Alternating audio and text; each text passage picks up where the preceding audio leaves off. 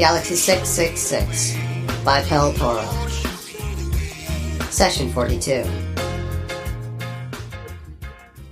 Chapter 11. It was the aliens who made up their minds for them. While the four humanoids had remained uncertain and undecided, the aliens had made up their minds. The closeness of their pseudopods gave the impression that there was one alien mind rather than many, so that when they were plugged in together they were like a series of small computers that had all been coupled up into one great cerebral unit. There was a flurry of movement, surprisingly fast movement for invertebrate things such as the aliens. Pseudopods were flying in all directions, and there, rearing its ugly height above the gray, pink, white veins of the landscape, was something that was undoubtedly a weapon. The four Earthmen found themselves looking down a kind of inverted cone. The base was toward them. The cone was hollow. It was like the bell-shaped muzzle of an ancient gun. "I don't like the look of that," said Korzak. Ishklaw was nodding his agreement. "Neither do I," he said. "I don't like the look of that one bit.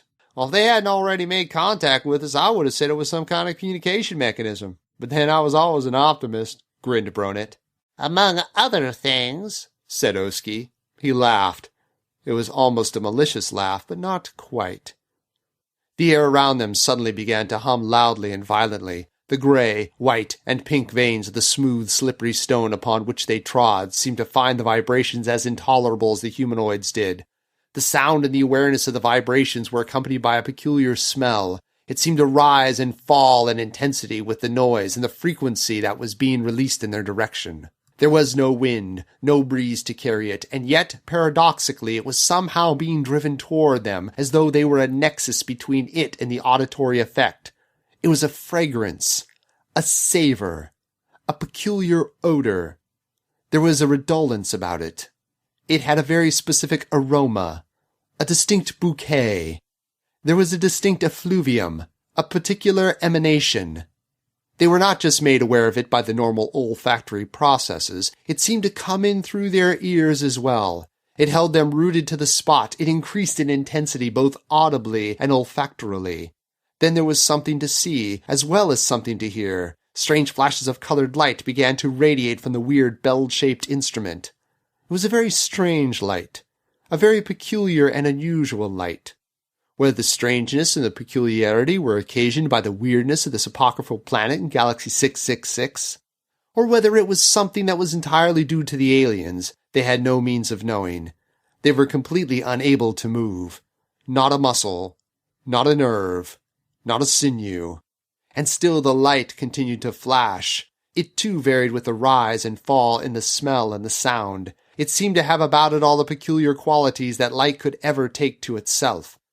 There was irradiation in it, a peculiar, rather frightening splendor and effulgence. Its intensity and brightness matched the vividness and brilliance of the noonday sun on their own planet in their own galaxy. There was an incandescence, a sheen, a gloss, a luster. It seemed to be the very essence of light. It was blazing, dazzling, flaring prominently.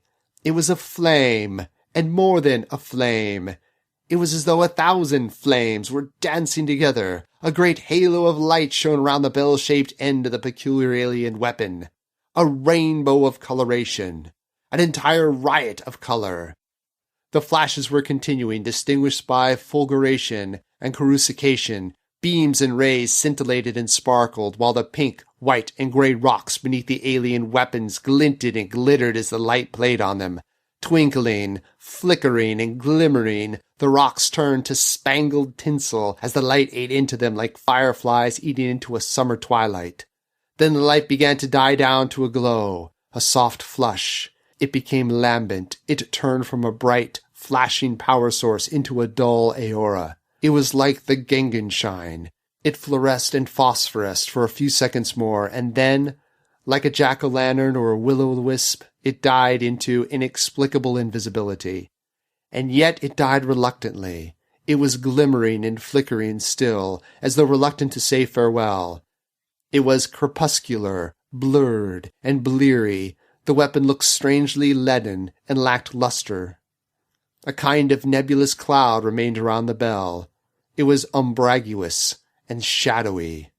The aliens came forward toward them, and there was nothing that they could do. Ishklaw was rooted to the spot as though his feet had fused into the tricolor rock on which he stood. He was unaware of any sensation in any part of his body. He was able to see and to hear, but he could not speak, and all tactile experience had gone.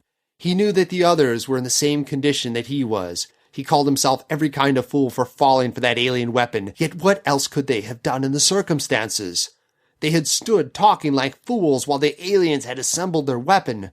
They had brought no weapons with them from the crash, no power blasters, no death rays, no anything. The alien weapon was something outside their experience, but the aliens themselves looked vulnerable enough.